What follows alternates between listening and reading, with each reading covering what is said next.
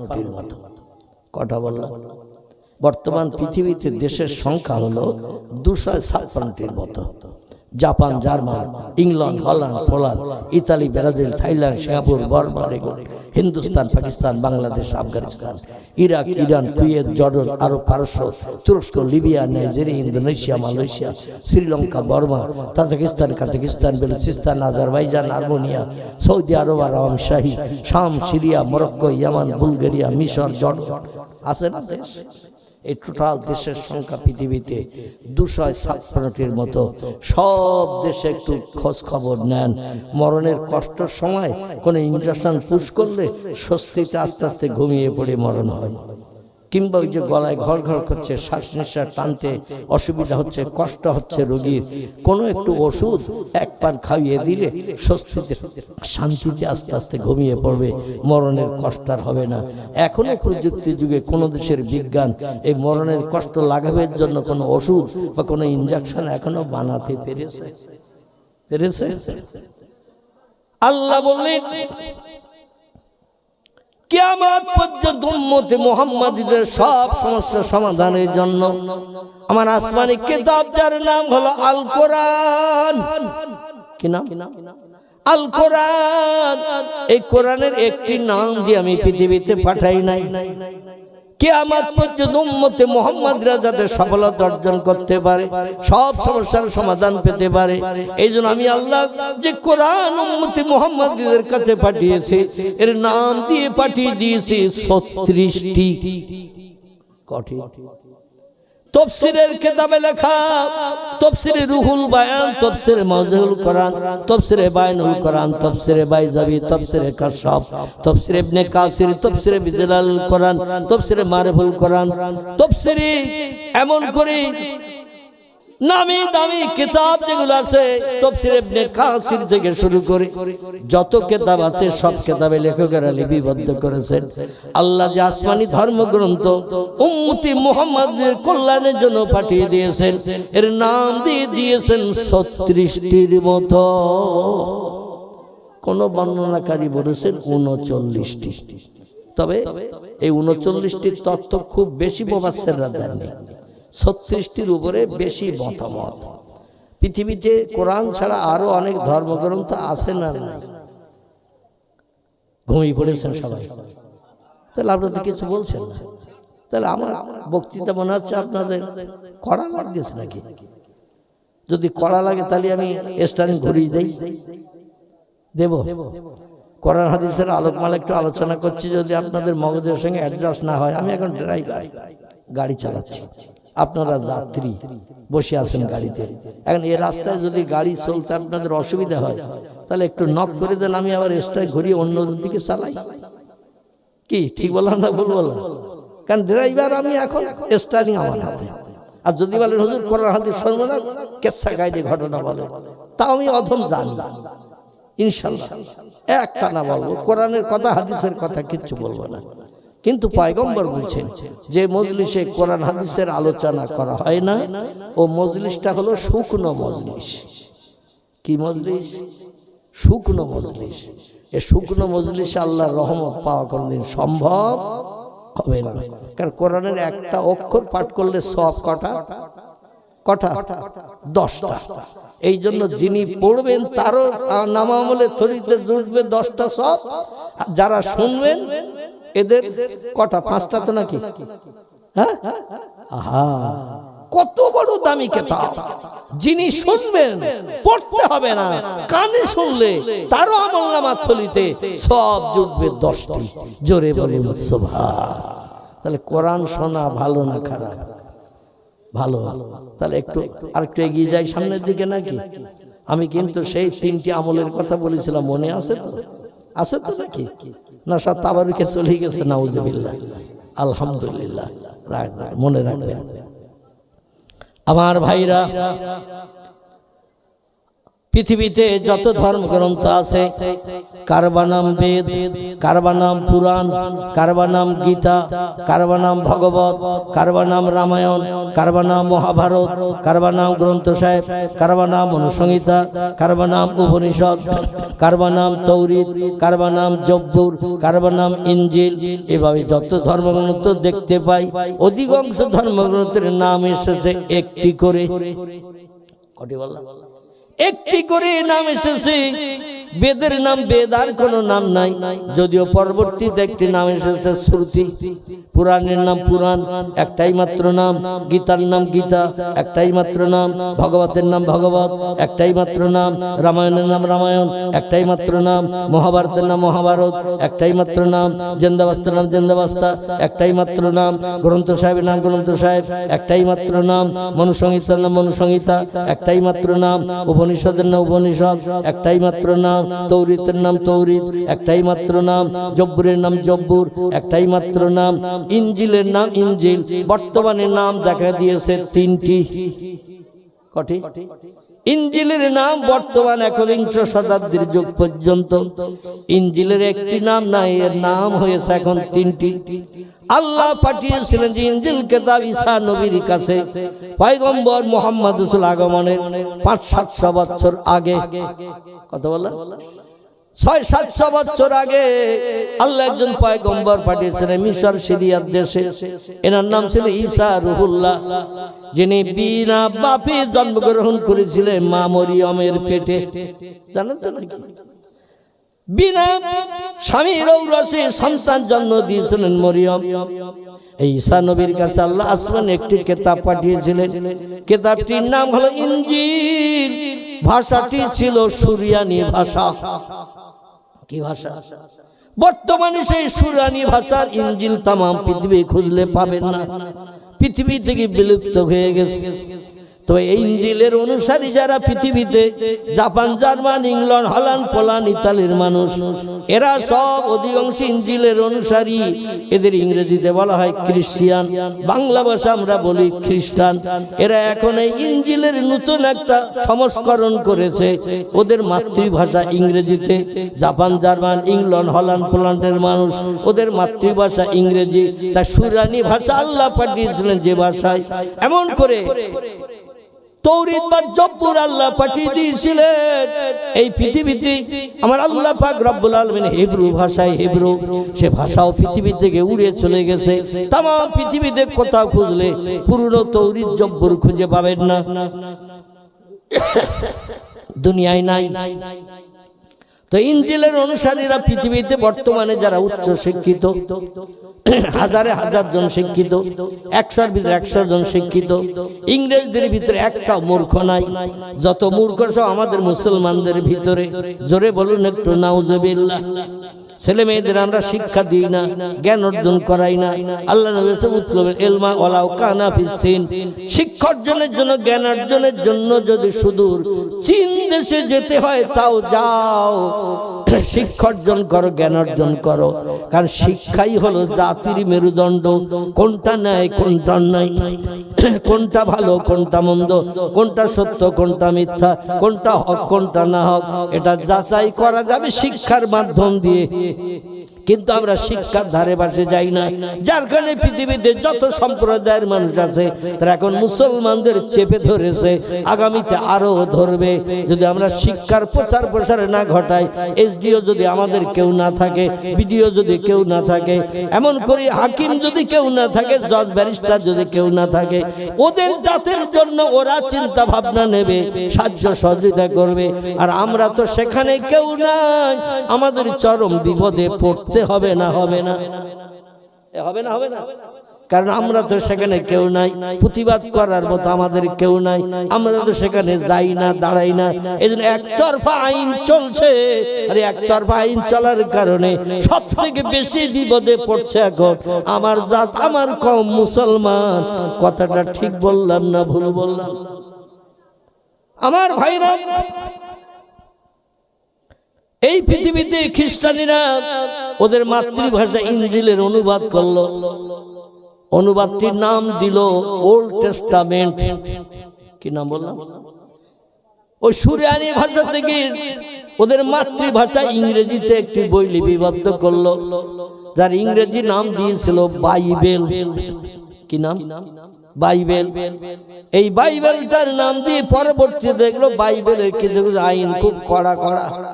আগের যুগের মানুষ হায়াত বয়স পেত বেশি, খাবার দাবার খেত নামি দামি প্রোটিনওয়ালা ভিটামিনওয়ালা খাবার খেত।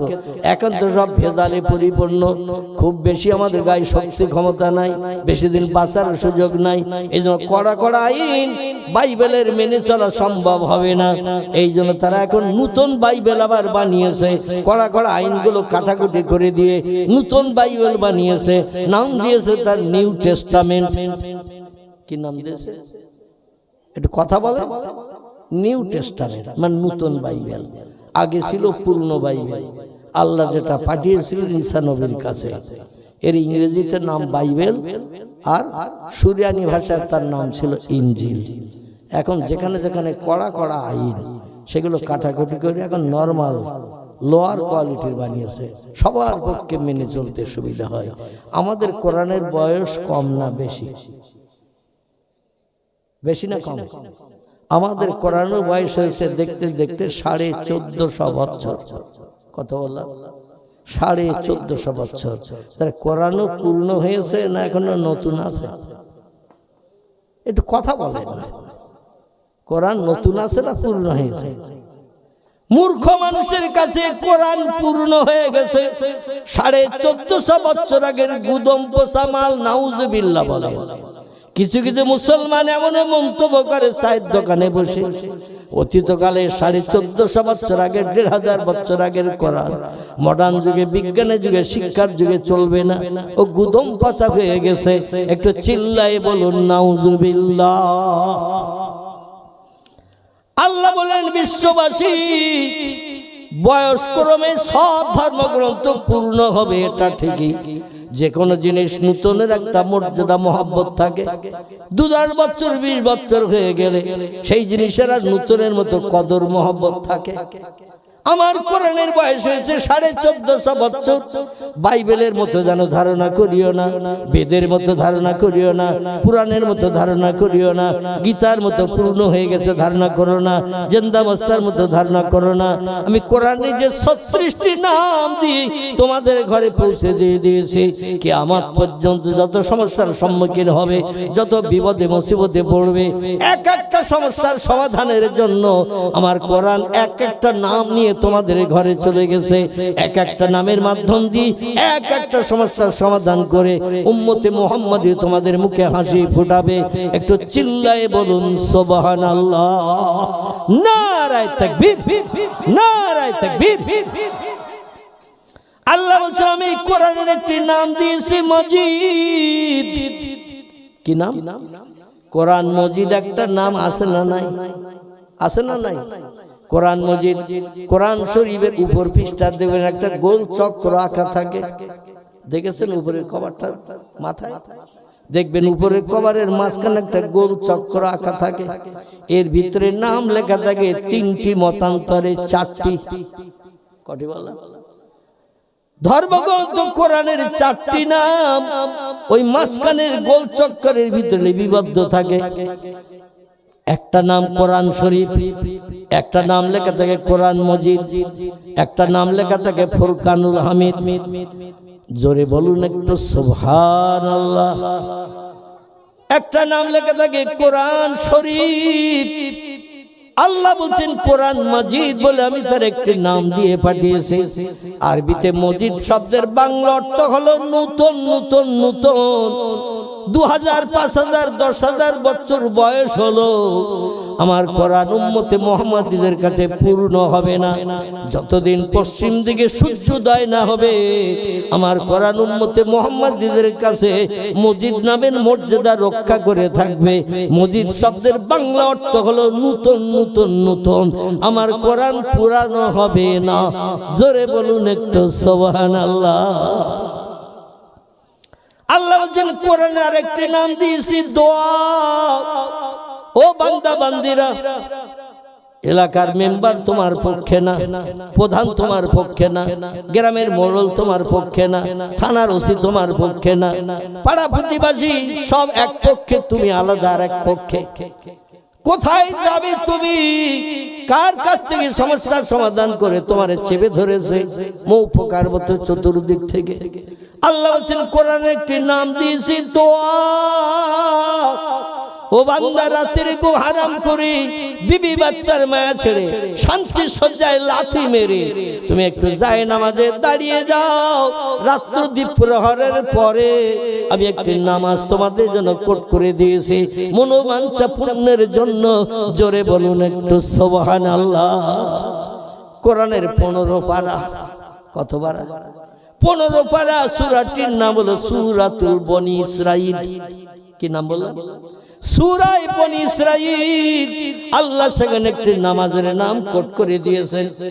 সেই নামাজের নামটি হলো ও মিনাল লাইলি ফাতাহাজ্জাদ বিহি নাফিলাতাল লাক।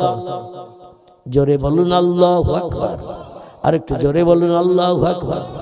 আপনাদের কাছে একটু মালঞ্চর ভাইদের কাছে জিজ্ঞাসা করি, আল্লাহর ফরজ হুকুম নামাজ কওয়াক্ত? 5 ওয়াক্ত। আচ্ছা, 5 ওয়াক্ত নামাজ ছাড়া আর নামাজ আছে? আছে। আল্লাহ বলছেন আমার দুনিয়ায় বাস করতে গেলে আমার নেয়ামত তুমি খেয়ে পৃথিবীতে উদারপূর্ণ করে খেয়ে বেঁচে থাকতে গেলে আমার দেওয়া অনুদান বিবি বাচ্চা নিয়ে সংসার জীবন যৌবনে খোদা নিবৃত্তি করে সুখে সমৃদ্ধির সাথে জীবন গঠন করে থাকতে গেলে ও বান্দা, মুয়াজ্জিনের এই 5 ওয়াক্ত আযান ধ্বনির মান্যতা দিতে হবে। এই 5 ওয়াক্ত নামাজ অবশ্য কর্তব্য। প্রত্যেকটি বালেগ বালেগা নারী পুরুষের জন্য আমি ফরজ করে দিয়েছি। জোরে বলুন একটু সুবহানাল্লাহ। যত পুরুষ যত নারী আছে সকলের জন্য 5 ওয়াক্ত নামাজ আমি ফরজ করেছি। কখন থেকে? মেয়েদের যেখান থেকে প্রতি মাসের একটা রোগ হয়, ইংরেজিতে যারে মেন্স বলে, আরবিতে যারে হায়েজ বলে, বাংলায় যারে ঋতুবতী বলে, মাসে মাসে মেয়েদের একটা রোগ হয় 2-4 দিনের জন্য। এই রোগ যখন থেকে মেয়েদের শুরু হবে প্রথম, ওইখান থেকে মেয়েটা হলো বালেগা, সাবালিকা। আর ছেলেদের যখন থেকে স্বপ্নদোষ শুরু হবে, আমি শরীয়তের ফতোয়ার কিতাবের কথা বলছি, ফতোয়ায়ে হেদায়া, ফতোয়ায়ে দুররে মুহতার, ফতোয়ায়ে কাজী খান, ফতোয়ায়ে মুহিত, ফতোয়া আলমগীর, ফতোয়ায়ে এমন করে স্বামী, ফতোয়ায়ে মারাকিউল ফালা, বিখ্যাত বিখ্যাত ফতোয়ার কিতাবে লেখকেরা একমত হয়ে লিপিবদ্ধ করেছেন যে তথ্য, সেই তথ্যটা আপনাদের কাছে পরিবেশন করছি। সে মেয়েরা যেখান থেকে ঋতুবতী শুরু হবে সেখান থেকে মেয়েরা হলো বালেগা, প্রাপ্তবয়স্কা। আর ছেলেদের যেখান থেকে স্বপ্নদোষ শুরু হবে সেখান থেকে ছেলেরা হলো বালেগ, এমন করে তারা প্রাপ্তবয়স্ক। এইখান থেকে নিয়ে মরণের দিন পর্যন্ত কোন মেয়ের 1 ওয়াক্ত নামাজ কাজা করলে 80 হব্বা জাহান্নামের আগুনে জ্বলতে হবে। কোন পুরুষ যদি ইচ্ছাকৃত 1 ওয়াক্ত নামাজ কাজা করে তাকে 80 হব্বা জাহান্নামের আগুনে জ্বলতে হবে। সাহাবীরা বললেন মা হিয়াল হব্বা ইয়া রাসূলুল্লাহ, হব্বা আবার কি জিনিস? নবী বললেন একটানা 2,88,00,000 বছর লোক একটানা জাহান্নামের আগুনে জ্বললে হবে 1 হব্বা। ইচ্ছাকৃত আজান শুনলাম, চায়ের দোকানে বসে বসে তাস খেললাম, আজান শুনলাম, আমি ক্যারাম বোর্ডে অ্যাকশন চালালাম ক্লাব ঘরের ভিতরে বসে বসে।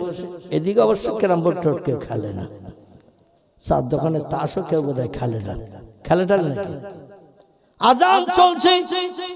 যদিও কানে আজান আসে বলে সলিমউদ্দিন চাচা যাবে, কোনো আব্দুল করিম দাদা যাবে, আব্দুর রহমান ভাই যাবে, কারণ ওরা বুড়ো হয়ে গেছে, কারো বয়স 82, কারো 85, কারো 92।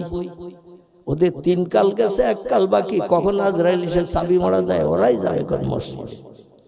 আল্লাহ বলছেন ফানফুজু, আমার দুনিয়ায় বাস করবে, আমার নেয়ামত খাবে, আমার অনুদান বিবি বাচ্চা নিয়ে সংসার জীবনে সুখ ভোগ করবে, আমার জমিনে ঘর বেঁধে তুমি বসবাস করবে, আর আমার হুকুমের তামিল করবে না, মুয়াজ্জিন আযানে কান দেবে না। ফানফুজু কোরআনের 27 পারা সূরা রহমান। আল্লাহ বলেন বেরিয়ে যাও আমার পৃথিবী থেকে, বেরিয়ে যাও আমার পৃথিবী থেকে। যে দেশ তোর জানা আছে যেখানে সূর্যোদয় হয় না, চাঁদ ওঠে না, সূর্য ওঠে না, রাত হয় না, দিন হয় না, এরকম দেশ যদি তোর জানা আছে না থাকে সেখানে চলে যা।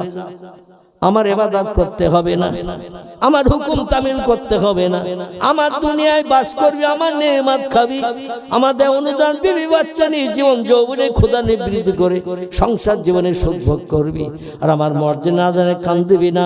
বেরিয়ে যা আমার পৃথিবী থেকে। বাড়িতে যদি একটা গোলাম চাকর মানদার রাখেন, মানদার কাস্তার, বাড়িতে 10টা গরু আছে, একটু ফাঁকায় প্রতিদিন সকালবেলা নিয়ে যাবি, বিকালবেলা বাড়ি নিয়ে আসবি, মাঝে মাঝে আত্মীয় স্বজন আসলে বাড়ির মেয়েরা দোকানে পাঠিয়ে দেবে, একটু মাল মাত্রা কিনে আনবি। মাঝে মাঝে বাড়িওয়ালা চলে গেছে কোনো কাজে, বলে আমার সঙ্গে আয়, বাজারটা করে দেবো, বাজারটা বাড়ি নিয়ে আসবি, আমি ওখান থেকে চলে যাব কলকাতায় কিংবা বসিরহাটে যাবো, আমার কাজ রয়েছে। বাড়ির চাকর মানদার যদি বলে প্রতিদিন 3 সাজ খাবো, বছরে 3 বার কাপড় চোপড় নেব, মাস গেলে 6000 টাকা মাইনে নেব, কিন্তু আপনার কথা শুনতে পারবো না, এখন গুলি খেলায় ব্যস্ত আছি। কি খেলা? গুলি খেলা, কাছের গুলি।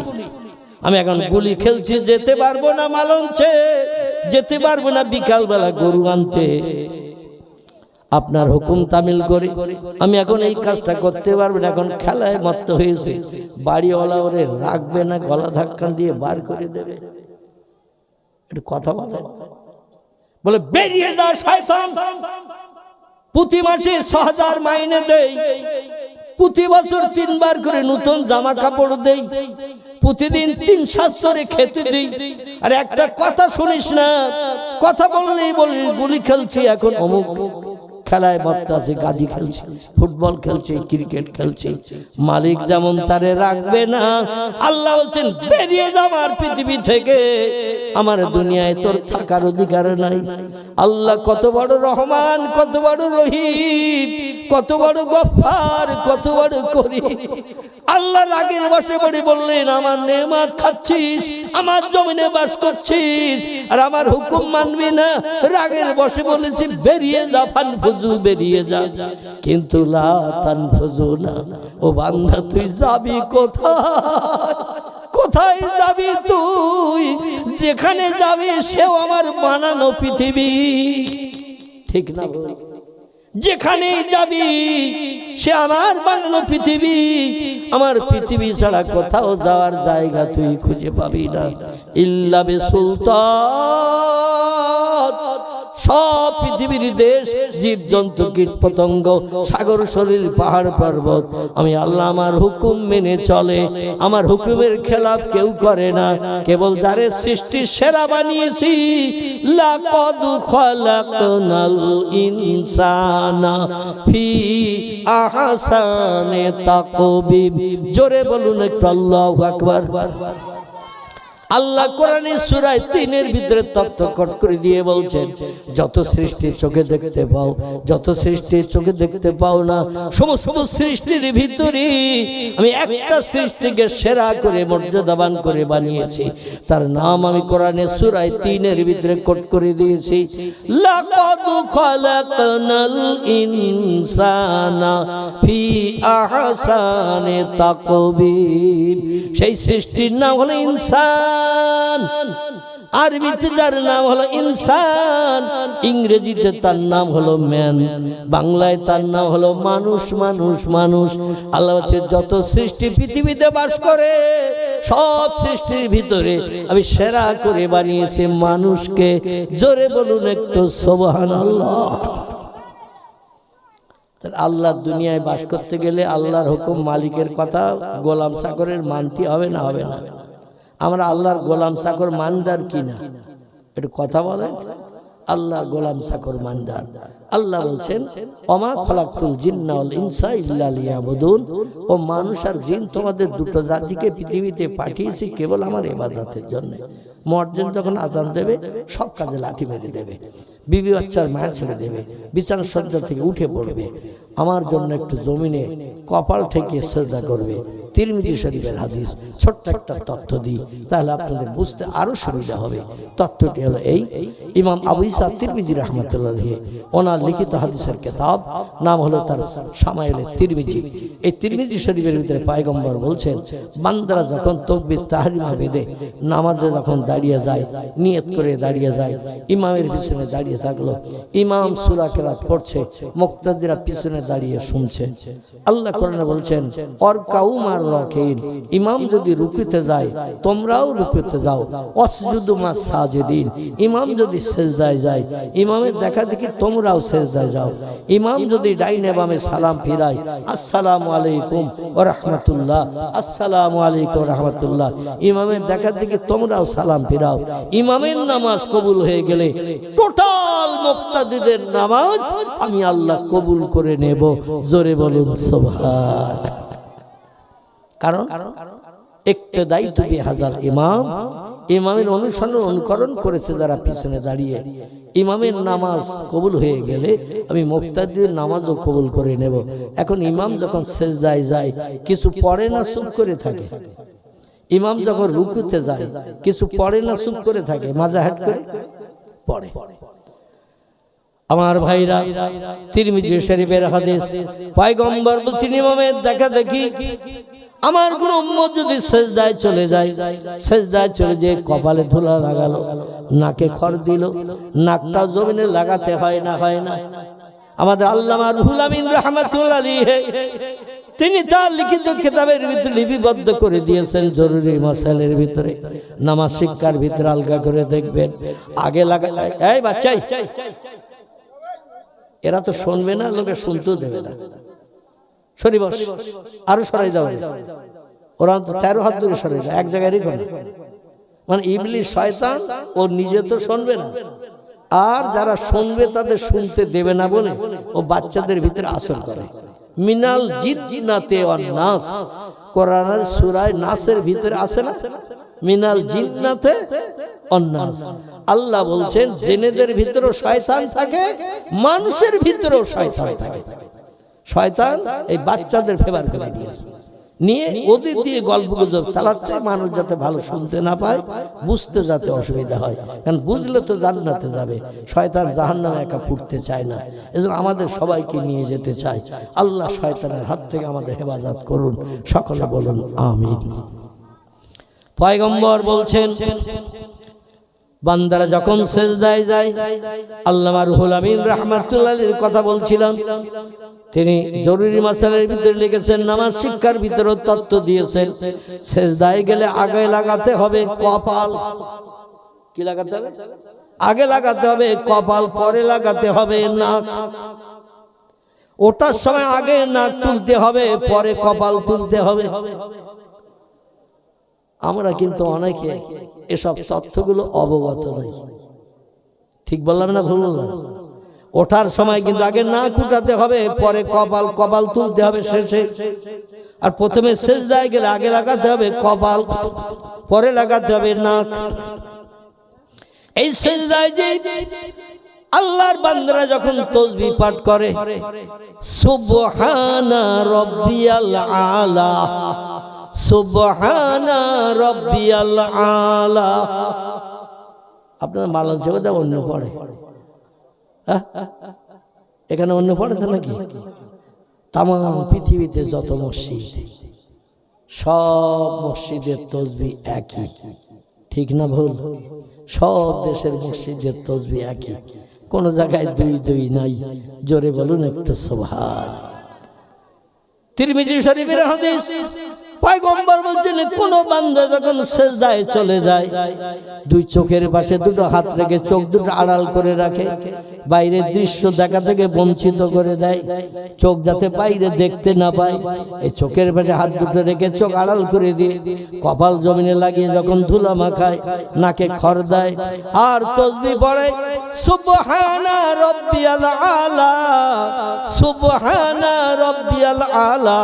তিরমিজি শরীফের হাদিস, হাদিস পয়গম্বর বলছেন খুশু খুজু নিয়তে হে মহান পবিত্র আল্লাহ। সুবহান শব্দের বাংলা অর্থ হলো হে মহান পবিত্র আল্লাহ, তুমি খাও না, তুমি ঘুমাও না, তুমি পেশাব করো না, তুমি পায়খানা করো না। আয় আল্লাহ, তুমি স্বামী স্ত্রী মিলন করো না, তোমার দেহ ফ্র্যাকচার হয় না, রক্ত নির্গত হয় না, তোমার দেহ নাপাকি হয় না। তুমি অতীতে ছিলে পবিত্র, বর্তমানে আছে পবিত্র, ভবিষ্যতে থাকবে পবিত্র, না নাপাকি হবে ভবিষ্যতে? ভবিষ্যতেও থাকবেন তিনি পবিত্র।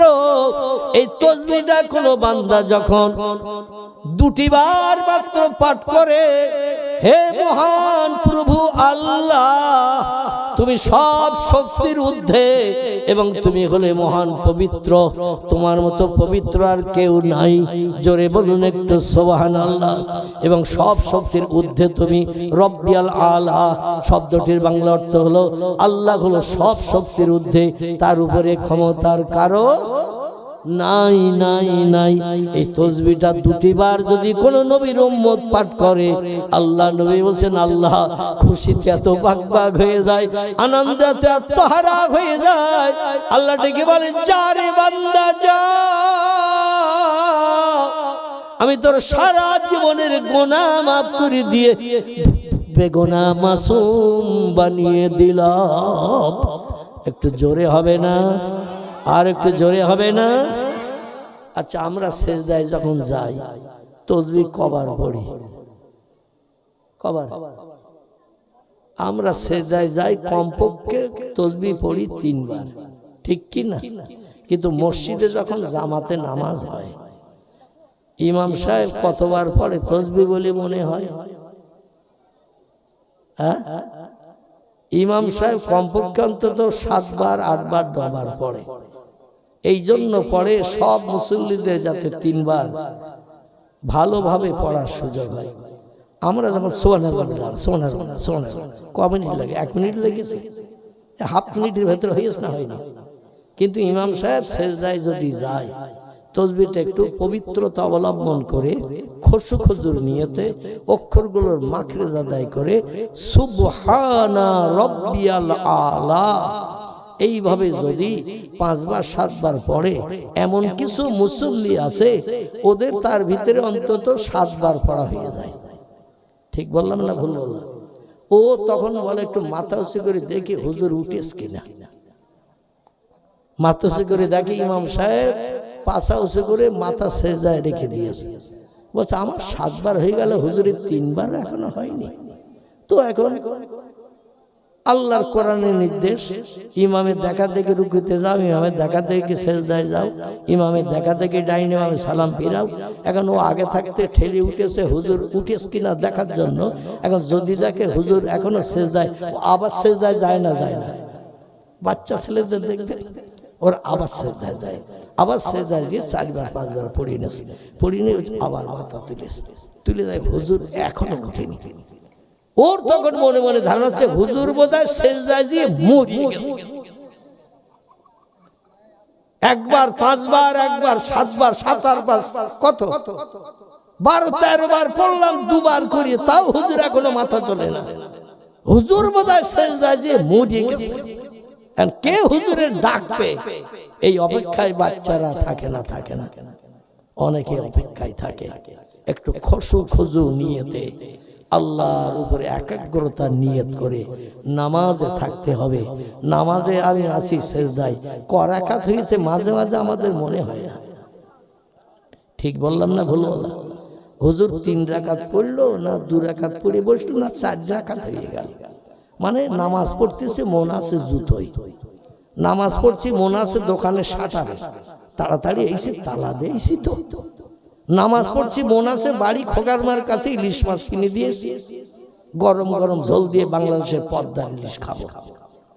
খাসির গোশের দাম একটু কম ছিল মালঞ্চ বাজারে, খাসির গোশ টেস্টফুল, অন্তত বাড়ি যেয়ে গরম গরম খাবো, জানা নতুন করে গরম করতে না হয়। দেহ আছে এক জায়গায়, মন আছে আরেক জায়গায়। এই নামাজ কি আল্লাহর দরবারে কবুল হবে বলে মনে হয়? হবে? এ নামাজ কোনোদিন কবুল হবে না। নামাজ তাদেরই কবুল হয়। দেহ আছে যেখানে, মন থাকবে সেখানে। শতকরা 99% মানুষ আমাদের এখন দেহ এক জায়গায়, মন এক জায়গায়। ঠিক বললাম না ভুল বললাম? এই জন্য পৃথিবীতে দুটি দলের মানুষ আমি শেষের দিকে নিয়ে আসি, কারণ দেখতে দেখতে সময় 10টা 5 হয়ে গেছে। হুজুর এসেছো নাকি? ছেলেরা, কমিটি ছেলেরা কই? এখনো আসেনি? একটু টেলিফোন করো বাবা, একটু ফোন করো একটু। না ভাই, আমি অসুস্থ মানুষ, তো আমি আপনাদের দাবি শুনি 6 ঘন্টা পর্যন্ত ওয়াজ করেছি আপনাদের বক্সারা পলিয়ান পাড়ায়। 4টে বক্তা দাও, 3 জন আসেনি। 12 হাড়ি বিরিয়ানি করেছি এই বক্সার আর পলিয়ান পাড়া, যেই খোঁজ নেবেন। একাই জলসা করেছি 6 ঘন্টা, মানে বিরিয়ানি শেষ না হওয়া পর্যন্ত আমার ছাড়ি না। তো এশার নামাজ শুরু করেছি, রাত 1:45 শেষ করেছি একাই। এখন আর আমি সেই ওয়াজ করতে পারছি না, কারণ আমার এখন একটা কিডনি জোড়া। আপনাদের সকলের পেটে 2টো কিডনি, আমার এখন একটা। এখন আমি আবার এই 4 বছর অসুস্থ হয়ে ঘরে থাকি। আপনারা চান চান একটু দয়া বা দরদ দেখাবেন। আমি প্রত্যেকটি কর্তৃপক্ষের দাবি মেনেছি। পীর সাহেবদের দাওয়াত থাকে, আমি আগের বক্তা থাকি। পীর সাহেবের আশীর্বাদ হুজুর একটু চালা। এইবার আস্তে আস্তে 1 ঘন্টা 1.5 ঘন্টা পরে পীর সাহেব এসেছে। আমি জলসা কোথাও ভাঙিনি। যত সময় না এসেছে তত সময় আমি প্রোগ্রাম চালিয়েছি। আমি অধম আমার জীবনে এটা আমি করেছি যে জলসাটা ভেঙে যাবে, এত টাকা পয়সা খরচ করে পান্ডে হুজুর এখন আসেনি। হুজুর আসবে, একটা টাইম দিয়েছে, রাস্তায় যানজট হতেই পারে নাকি, সুবিধা অসুবিধা হতেই পারে। আমি লম্বা টাইম দিয়ে ওয়াজ করেছি, কিন্তু এখন আমার কাছে ওই দাবিটা রাখবেন না। কম বেশি আমার অপারেশন পর্যন্ত খরচ হয়েছে 80 লক্ষ টাকা। কত বললাম? 80 লক্ষ টাকা অপারেশন পর্যন্ত খরচ হয়েছে।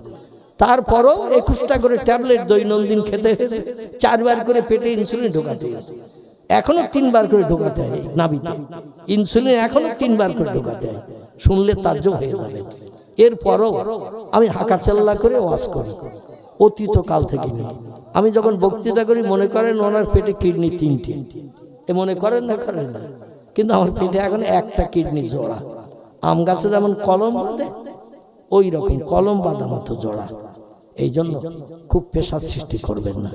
উনি আমাকে বলেছিলেন যে আমি 10টার ভিতরে পৌঁছে যাব, আপনি সেইভাবে 8টার পরের দিকে বসবেন। সেভাবে আমি বসেছি।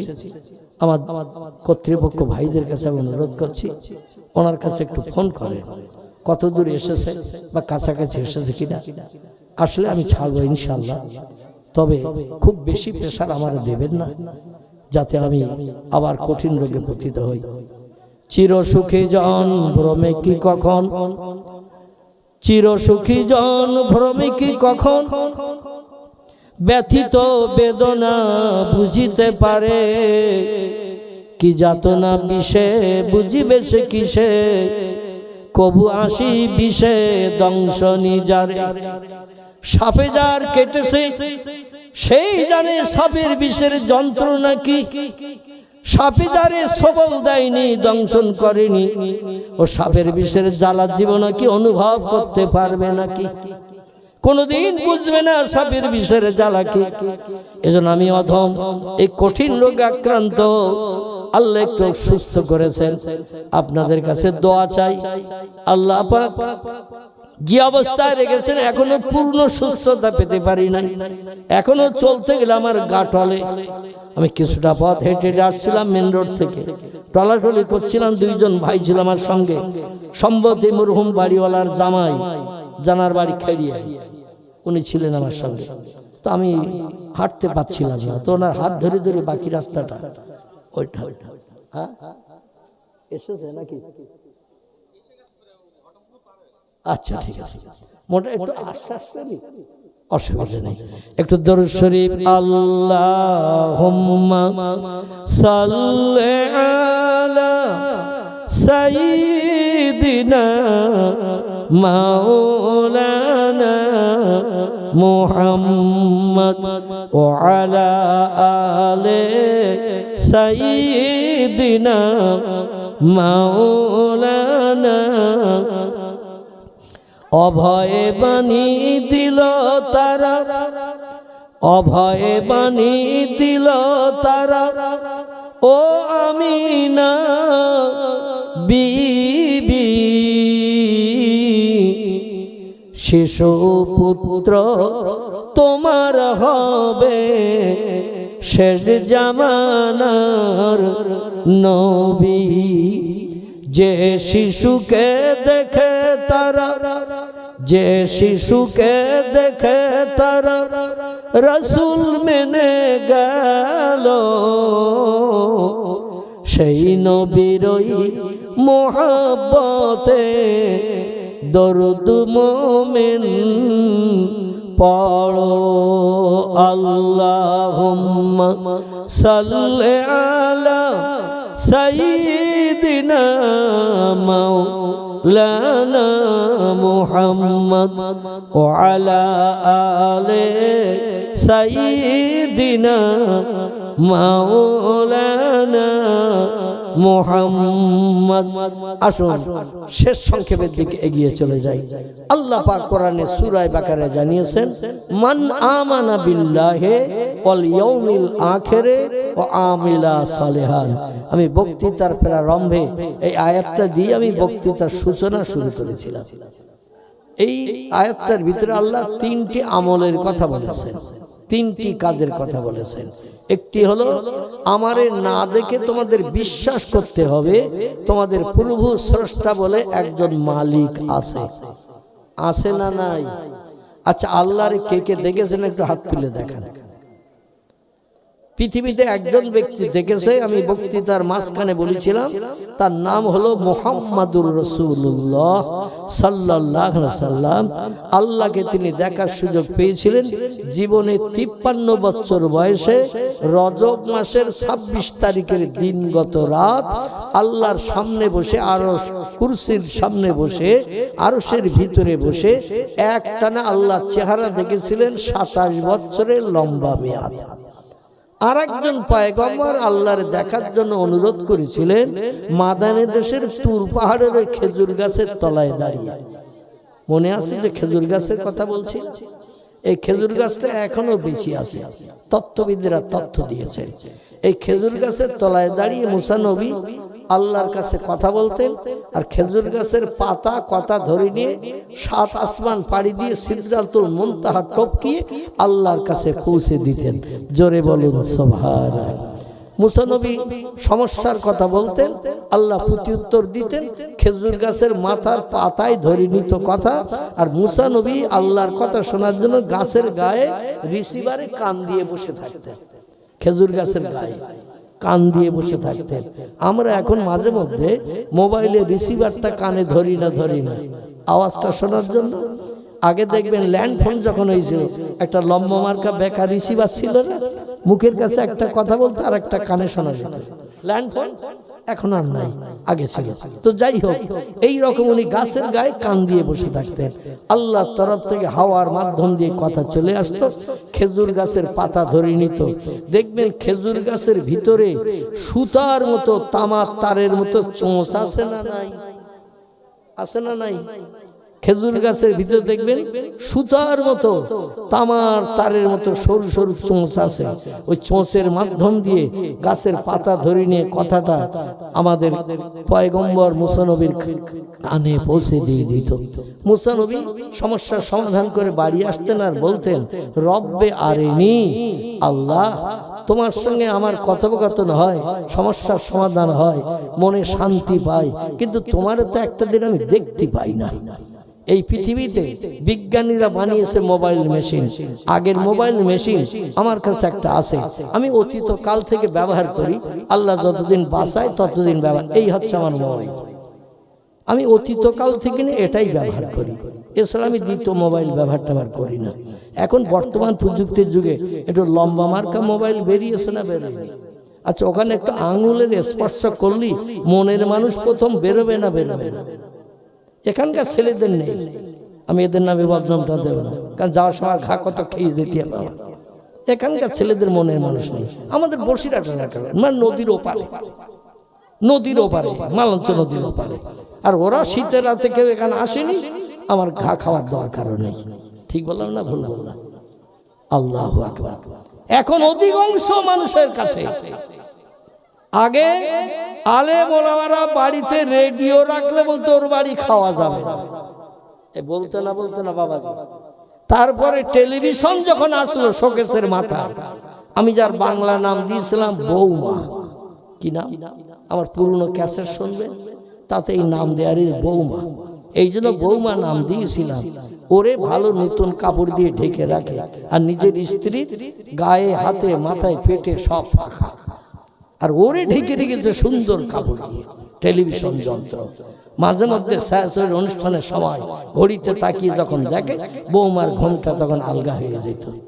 এখন অধিকাংশ বাড়ির টেলিভিশন সব পুকুরে টুকুরে কি সারগাদায় গেছে জানি না, কারণ এই ছোট্ট একটু লম্বা মার্কা মেশিন বানানোর কারণে সিনেমা হলও মালিকেরা সব মদখোর মাতালের মতো পাগল হয়ে জম ধরিয়ে হাতুড়ি দিয়ে সিনেমা হল সব ভেঙে চুরমার করে দিচ্ছে।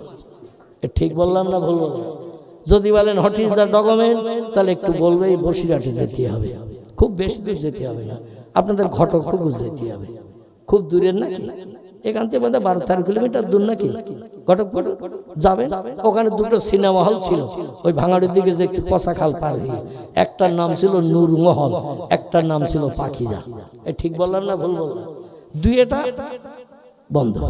আমাদের বসিরহাটে একটু যান, একটার নাম ছিল ফাল্গুনী, একটার নাম ছিল দেবযানী, একটার নাম ছিল মিলনী।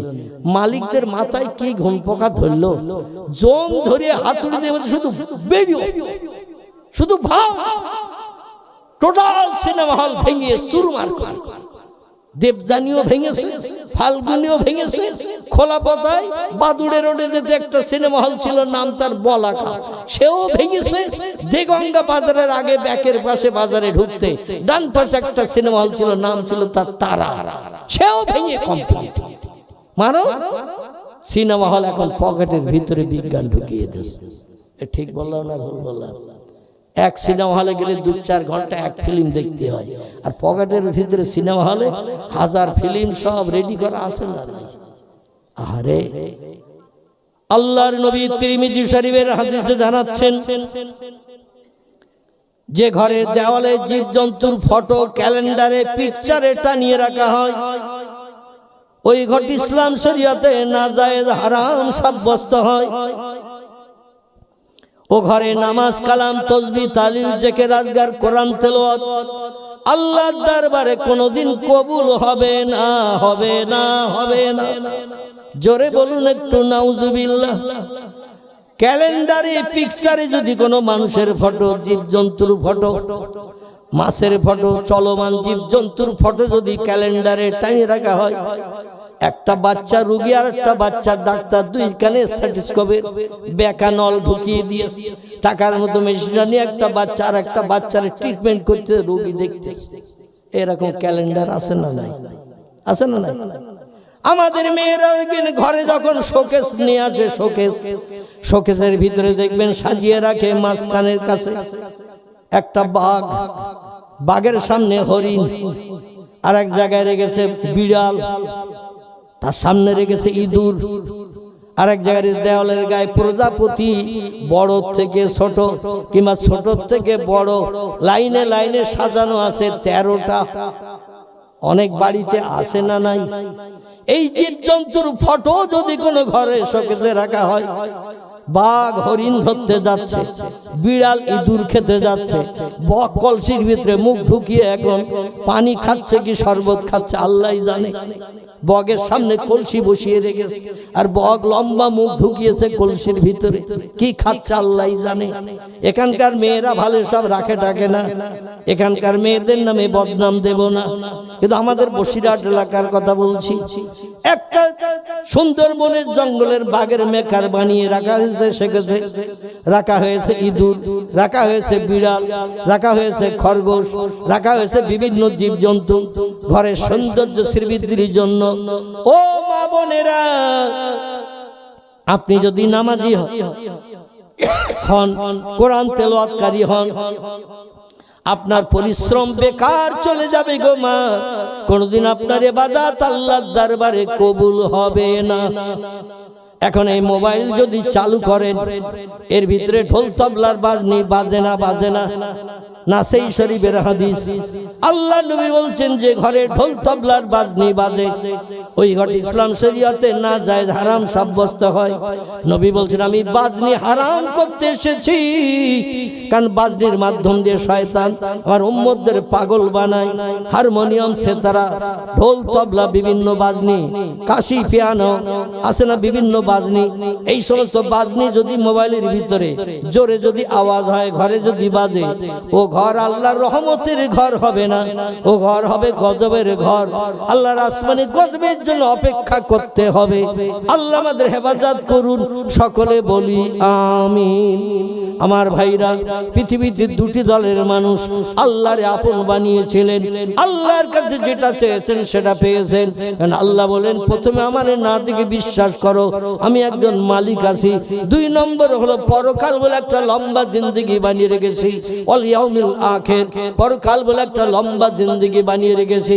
এই লম্বা জিন্দেগিতে দুটি ভাগে বিভক্ত, একটার নাম হলো জান্নাত, একটার নাম হলো জাহান্নাম। সৎকর্ম করে যারা আসবে জান্নাতে অহুম ফিহা খালিদুন, যুগ যুগ যুগ যুগ ধরে ধরে জান্নাতের ভিতরে সুখ ভোগ করবে। আর ইবলিস শয়তানের আদর্শের অনুকরণ যারা করবে, এদের ঠিকানা হবে জাহান্নাম। আগুনে তাদের দগ্ধ করা হবে, আগুনে পুড়িয়ে পুড়িয়ে তাদের গায়ের গোশতগুলো ঝরিয়ে ঝরিয়ে ফেলা হবে। কুল্লামা নুদিজাত জুলুদুহুম বাদদালনাহুম জুলুদান গায়রাহা লিয়াযুকুল আযাব। আল্লাহর কোরআনে সূরা বাকারা আল্লাহ পাক কোরআনে বলছেন কুল্লামা নুদিজাত জুলুদুহুম, অপরাধী বান্দা যারা হবে, মদ খাবে, সুদের ব্যবসা করবে, সিনেমা যাত্রায় যাবে, অবৈধ মেয়েদের নিয়ে বিভিন্ন পিকনিক স্পটে, গার্ডেনে, বাগানে যাবে, বাদাম ভাজা খাবে, ফুচকা খাওয়াবে, দীঘার সমুদ্র সৈকতে যে সাগরের ঢেউ দেখতে যাবে, 3 দিন লজ ভাড়া করে থাকবে, 4 দিনের দিন বাড়ি আসবে। এরা গেল সাগরের ঢেউ দেখতে দীঘার সমুদ্র সৈকতে, আর 3 দিন লজ ভাড়া করে থেকে 4 দিনের দিন যখন বাড়ি আসে, এরা গেল মানুষ হয়ে সাগরের ঢেউ দেখতে, বাড়ি আসছে যখন এরা মানুষ হয়ে আসছে না, পশু হয়ে বাড়ি আসছে। এটা কথা বলতে হবে। গিয়েছে সাগরের ঢেউ দেখতে যুবক যুবতী দীঘার সমুদ্র সৈকতে, মুকুটমণিপুরে, দার্জিলিং এ বেড়াতে গেল, বিভিন্ন জায়গায় বেড়াতে গেল, 2 দিন 3 দিন 4 দিন লজ ভাড়া করে রাতের বেলা থাকলো, গেল মানুষ হয়ে দেখতে, বাড়ি আসে যখন তখন মানুষ হয়ে আসে না, পশু হয়ে আসে। কি হয়ে আসে? পশু পশু পশু। আল্লাহ কোরআনে বলেন উলাইকা কাল আনআম, ও মানুষ তোমাদের সৃষ্টি শ্রেষ্ঠ করে বানিয়েছে বটে, কিন্তু তোমরা হলে চতুষ্পদ জন্তুর সমতুল্য।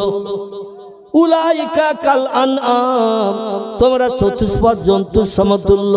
বালহুম আদল, বরং তার থেকেও তোমরা নিকৃষ্ট। জোরে বলুন একটু নাউজুবিল্লাহ। আপনাদের কাছে জিজ্ঞাসাবাদ করি, পশুরা মায়ের মর্যাদা দেয়, বোনের মর্যাদা দেয়? একটু হুহা করবেন তো? দেয়? নানির দাম দেয়, দাদির দাম দেয়, নিজের মেয়ের দাম দেয়। পশু পশু, হাঁস মুরগি, গরু ছাগল, ইঁদুর কুকুর বিড়াল, ওরা যে কোনো নারী পশু পেলে, পুরুষ পশুরা জীবন যৌবনের ক্ষুধা তার দিয়ে নিবৃত্তি করে না, করে না? ছেলে মারে নিয়ে ব্যভিচার করে, ভাই বোনকে নিয়ে ব্যভিচার করে, এখনো করে। ঠিক বললাম না ভুল বললাম? আল্লাহ যে তোমাদের জন্য গাইড বুক, জীবন বিধান দিয়েছে, নাম হলো তার আল কোরআন।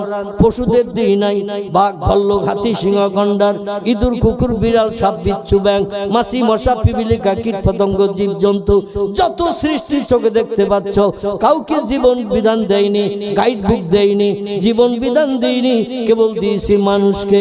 এই জীবন বিধানের নাম হলো আল কোরআন। জোরে বলুন একটু সুবহানাল্লাহ। আল্লাহ বলেন শোনো, জীবন যৌবনে খোদা যদি নিবৃত্তি করতে চাও, আমার কোরআনের বিধান মেনে চলো। বিসমিল্লাহির রহমানির রহিম। ফানকিহু মা তাবা লাকুম মিনান নিসা মাসনা সুলাসা ওয়া রুবা ফাইন খিফতুম আল্লাহ তাদিলু ফাওয়াহিদাতান আল আখির। জোরে বলুন একটু আল্লাহু আকবার। আল্লাহ বলছেন ও মানুষ, পশুর মতো দেখে, গরুর মতো দেখে, ছাগলের মতো দেখে, হাঁস মুরগির মতো দেখে তুমি জানো তোমার মাকে, তোমার বোনকে, তোমার কন্যাকে স্ত্রী বানিও না। ওরা সবাইকে স্ত্রী বানায়। সবাই বানায়, তুমি যেন বানিও না। তোমাদের জন্য আমি আল্লাহ পাক বিবাহ বন্ধন আমার কোরআনে তোমাদের জন্য গাইড বুক করে লিপিবদ্ধ করে পাঠিয়েছি। ফানকেহু, তোমরা নিকাহ করো, বিবাহ করো, মা তাবা লাকুম মিনান নিসা, যে মেয়েটা তোমার নজরে পছন্দ হবে, যে মেয়েটা তোমার নজরে ভালো লাগবে, তারে বিবাহ বন্ধনে আবদ্ধ করো, বিয়ে শাদী করো, মোহরানা সাব্যস্ত করো, বিয়ে করে সংসার জীবনে সুখ ভোগ করো, জীবন যৌবনে ক্ষুধা নিবৃত্তি করো। একটা স্ত্রী যদি তোমার সুখ দিতে না পারে, মাসনা, তুমি দুটো বিয়ে করতে পারবে। আমি আল্লাহ তোমার জন্য বিবাহ বন্ধন এইভাবে কোরআনে বর্ণনা করে দিয়েছি। একটা স্ত্রী যদি তোমার জীবন যৌবনের ক্ষুধা নিবৃত্তি করতে না পারে, মাসনা, তুমি দুটো বিয়ে করো। দুটি স্ত্রী যদি তোমাকে সংসার জীবনে সুখ দিতে না পারে, অসলাসা, তুমি তিনটে বিয়ে করো। তিনটি স্ত্রী যদি সব সমস্যার সমাধান তোমার দিতে না পারে, রান্না বান্না, খাওয়া দাওয়া, জামা কাপড়, পরিষ্কার পরিচ্ছন্ন থেকে শুরু করে তোমার পরিষেবা দিতে যদি তিনটে না পারে, ও রোবা, তুমি একসঙ্গে চারটে পর্যন্ত নারীকে বিয়ে করতে পারবে। তবে হুঁশিয়ার, সাবধান হয়ে যাও, পশুর মতো যেন চরিত্র নষ্ট করো না। আল্লাহ নবী তিরমিজি শরীফের হাদিসে বলছেন, যার চরিত্র নাই পৃথিবীতে তার কিছুই নাই। চরিত্র যেন নষ্ট করো না, ইজ্জতের খারাপি যেন করিও না, গুপ্তাঙ্গকে অপব্যবহার করবে না। তোমরা তোমাদের গুপ্তাঙ্গকে তোমরা সংশোধন করে রাখবে, নিজের কাছে তুমি সযত্ন রেখে দেবে, কোনো বাজে জায়গায় যেন ব্যবহার করবে না। বিবাহিত পুরুষ, বিবাহিত নারী সারা জীবন সংসার জীবনে সুখ ভোগ করবে, আমার তরফ থেকে এটা বৈধতা। তবে আল্লাহ বলছেন, ফাইন খিফতুম, যদি তোমাদের ভয় হয়, যদি তোমাদের চিন্তা হয়, আল্লাহ তাদেলু, আমি বিয়ে করেছি চারটি, সবাইকে যদি সমান চোখে দেখতে না পারি, কাউরে কাছে টানবো, কাউরে দূরে ঠেলে দিয়ে রাখবো, কাউকে বেনারসি স্বর্ণ কাতান, সাউথ ইন্ডিয়ান শাড়ি দেব, কাউরে বিধবার শাড়িও নসিবে জুটবে না। কোন স্ত্রী ঘরে বাংলাদেশের পর্দা রিলিজ, এলাকার বড় বড় লম্বা ট্যাংরা মাছ বাজার করে দেব, পুরান স্ত্রীর ঘরে পচা চিংড়িও যাবে না, এটা যেন তোমার দ্বারা না হয়। তোমার নতুন স্ত্রী চেহারা ভালো, দেখতে সুন্দরী, তার গা গরম হয়েছে, মালঞ্চ বাজার থেকে এমবিবিএস ডাক্তার ডেকে নিয়ে ট্রিটমেন্ট চলছে, আর পুরান স্ত্রী সমাজ নিউমোনিয়া টাইফয়েডে গ্রামের পূর্ণ ঘরে পড়ে রয়েছে, তার দিকে একবার হেতুরে ডাক্তার পর্যন্ত গেল না। এটা যদি হয়, অপেক্ষা করো কবর আসা পর্যন্ত। কবরে যেদিন আসবে, সেদিন গম কোটা করে তোমার আটা বানিয়ে ছেড়ে দেয়া হবে। কি কোটা হবে? গাত কোটা করা হবে। গম কুটি যেমন আটা বানানো হয়, তেমন আটা বানানো হবে। সব স্ত্রীকে সমান চোখে দেখতে হবে, কাউকে কাছে টানবে, কাউরে দূরে ঠেলে দেবে, এটা কোনোদিন হবে না, হবে না, হবে না। আমাদের পয়গম্বর মুহাম্মদ রাসূলুল্লাহ একসঙ্গে মদিনার দেশে স্ত্রী নিয়ে লালন পালন করেছিলেন, সংসার চালিয়েছিলেন 9টি। কটি? নবীজির একসঙ্গে বিবি ছিল 9টি। আল্লাহ নবীর জন্য স্পেশাল বৈধতা দিয়েছিলেন, কিন্তু কোন স্ত্রী কি স্বামীর বিরুদ্ধে কোনো মন্তব্য করেছে? আর আমাদের দেশে যদি দুটো বউ কারো বাড়ি থাকে, দেখবেন তাদের ঘরে ছাদের কার্নিশে কাক আসে বসবে না। ঠিক বললাম না ভুল বললাম? তাদের ঘরে ছাদের কার্নিশে কাক এসে বসবে না, যদিও কাক উড়ে এসে বসে, ও দুই জায়ের দুই সতীনের ওই ঝগড়া দিকে বলবে, আল্লাহ পালা, কখন আমারে ছাড়বে তার ঠিক ঠিকানা নাই। কারণ মেয়েরা হলো বেকাহারের তৈরি, এরা সব জিনিসের ভাগ অপরকে দিতে চায়, একটা জিনিসের ভাগ কাউকে দিতে চায় না। সেটা কিসের ভাগ বলেন? হ্যাঁ, স্বামীর ভাগ। সব জিনিসের ভাগ দেবে, কিন্তু একটা জিনিসের ভাগ কাউকে দেয় না, সেটা হলো স্বামীর ভাগ। এই জন্য এক স্বামীকে সবাই টানতে চায়। পয়গম্বর 9টা স্ত্রী ছিল, প্রত্যেকের বাড়িতে সপ্তাহে একদিন করে পালা করে করে থাকতেন। যিনি বৃদ্ধা বুড়ি ছিলেন হযরত সওদা, সুফিয়া, এদের ঘরও একদিন যেতেন। আবার যিনি যুবতী কুমারী অবিবাহিতা ছিলেন হযরতে মা আয়েশাতুল হুমায়রা, তার ঘরও একদিন থাকতেন। নবী আয়েশা কুমারী অপরূপা সুন্দরী বলে তার ঘরে 3 দিন, আর যারা বুড়ি হয়ে গেছে তাদের ঘরে যাবে না, সপ্তাহে একদিন। এটা নবীর আদর্শ না। নবীর আদর্শ ছিল একেবারে সাদা কাপড়ের মতো। জোরে বলুন একটু সুবহানাল্লাহ। আল্লাহ বলছেন ফাইন খিপ্তুম, যদি তোমাদের ভয় হয়, যদি তোমাদের চিন্তা হয়, আল্লাহ তাদেলু, সব স্ত্রীর সঙ্গে ব্যবহার সমান করতে পারবে না, সবাইকে সমান চোখে দেখতে পারবে না, তাহলে ফা অহে দাতান, একটা স্ত্রী তোমার জন্য যথেষ্ট। খবরদার যেন বাড়তি বিয়ে করতে যাবে না, এটা কোরআনের নির্দেশ। কোরআনে বলা হয়েছে 4টে পর্যন্ত বিয়ে করবে, জীবন যৌবন সম্বরণ করার জন্য। বাইরে কোনো জায়গায় যেন তুমি তোমার ইজ্জত নষ্ট করবে না। তবে যদি 4টি স্ত্রীকে সমান চোখে দেখতে না পারো, সমান ব্যবহার করতে না পারো, ফা ওয়াহিদাতান, একটা স্ত্রী তোমার জন্য যথেষ্ট। জোরে বলুন একটু আমিন, জোরে বলুন একটু আমিন। একটু মহব্বতে কলেমার জিকির লা ইলাহা। এসেছে হুজুর, এসছে নাকি? লা ইলাহা ইল্লাল্লাহ, লা ইলাহা,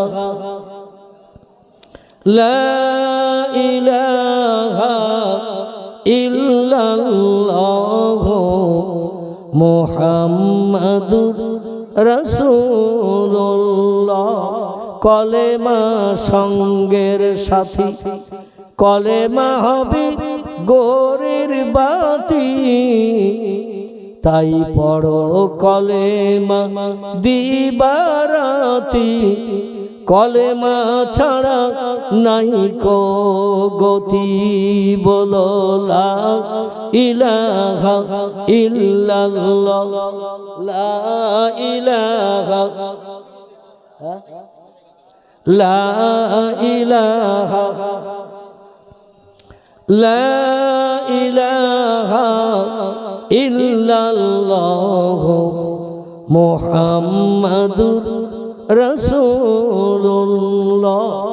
আল্লাহ বলছেন কুল্লামা নুদিজাত জুলুদুহু, দুনিয়ায় যারা মদ খাবে, সুদের ব্যবসা করবে, সিনেমা যাত্রায় যাবে, রেডিও টেলিভিশন ভিডিও নিয়ে আনন্দ ফুর্তি করবে, অবৈধ নারীর সঙ্গে জীবন যৌবনের খেলা করবে, গরিব এতিমের হক ফাঁকি দিয়ে খাবে, কোন ব্যক্তির প্রাণ নাশ করে তার বিবি বাচ্চাকে বিধবা এতিম বানাবে, মিথ্যা কথা বলবে, চুরি ডাকাতি ছিনতাই গুন্ডামি করবে, তাদের ঠিকানা হবে জাহান্নাম। কি হবে? জাহান্নাম, নরকাগ্নি। এখানে তাদের দগ্ধ করা হবে। কেমন দগ্ধ? আল্লাহ কোরআনে বলছেন কুল্লামা নুদিজাত জুলুদুহু, যখন আগুনে তাদের নিক্ষেপ করে আমার ফেরেশতারা লোহার শিকলের দড়ি গলায় পরিয়ে হর হর করে টানতে টানতে নিয়ে যেয়ে যখন জাহান্নামে নিক্ষেপ করবে, গায়ের গোস্ত চামড়াগুলো পুড়ে পুড়ে কয়লার মতো ঝরে ঝরে পড়বে। আর পৃথিবীতে বর্তমান আগুনের যে ক্রিয়া, আগুনের ক্রিয়ার থেকে জাহান্নামের আগুনের ক্রিয়া 69 গুণ বেশি কড়া। টোটাল আগুনকে 70 ভাগে ভাগ করে একটা ভাগ আল্লাহ পৃথিবীতে মক্কা মুকাররমার আবু কুবাইস পাহাড়ের পাথরে নিক্ষেপ করেছিলেন। এই পাথরে পাথরে ঘর্ষণ করলে চকমকি বার হয়, তার থেকে আগুন ধরে যায়। আগে পাথরে আগুন ছিল না। আদম নবী তার বিবিকে রান্না করে খাওয়ার জন্য এই আগুন পাঠিয়ে দিয়েছিলেন জাহান্নামের আগুনকে 70টা ভাগ করে। পাওয়ার কমিয়ে কমিয়ে কমিয়ে কমিয়ে 70-এর কম করে নরমাল করে একটা ভাগ পাঠিয়েছিলেন। এই আগুনে যদি 10 মিনিটে কারে হাত দিতে বলা হয়, দেবে কেউ? দেবে? যদি বলা হয় তোমার হাত পা বেঁধে আগুনে ফেলে দেবো, 25 মিনিট পরে তুলবো, রাজি হবে কেউ? হবে? কেউ রাজি হবে না। আল্লাহ বলছেন আমার অপরাধী বান্দাদের শাস্তি দেওয়ার জন্য ফেরেশতারা আমি যে আগুন বানিয়েছি, আগুন একটু কঠিন কড়া করতে হবে।